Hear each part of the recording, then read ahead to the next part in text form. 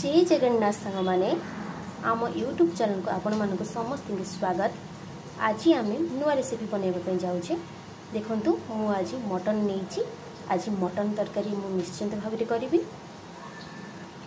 Mutton रे मु refine तेल आउ हलदी गुंड मिसेकी भल भाव में गोले नहीं ता सहित मु कड़े की गरम कर नहीं से तेल दे देछि आ पियाज किछि काटिकी दे देछि। देखंतु मोर पियाज झरी आसिला।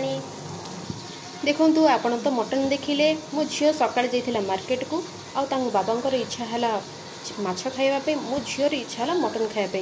बापा झियो दुई जण नहीं आसिले माछ और मटन। मटन तो आपण को मु देखि सारछि। देखंतु एबे माछ दुईटी जांको मु करिबा पई जाउछि। देखंतु मटन करिया पई मोर पियाज रेडी होता माने जरी होता मुझे हलदी गुंड लुण स्वाद अनुसार लुण लंका गुंड मीट मसला टमाटर देकी एबे आमे कषई नबा। मसला कषई हो सारापर आम देदेले एबे मटन एबे आमे भल भाव मटन को कषई नबा। मो स्वामी को भौणी आसी खबर न दे पुणी कही फरमाइश करी मटन झोल। मो स्वामी कहले अरे घरणी तमें पार तो मु कौन हारिबा पिला कि मु कहली जमार भी नहीं मु निश्चय पारि। मो स्वामी कहले स्त्री कहार मु कहली 100% तमर। देखु सांग माने आमर मटन बहुत भल भाव में कषी हो सारे। एबे आमे पानी दबा कहीं मटन टिके समय सीझी थाए अधिक समय आमे 30 मिनट रे मटन रेडी करदबा।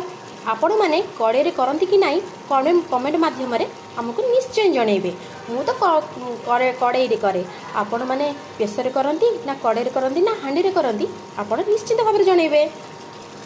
देखंतु एबे मु पानी दे नेउची तापरे आमी घोड़े नबा सिजेबा पे छाड़ी दबा।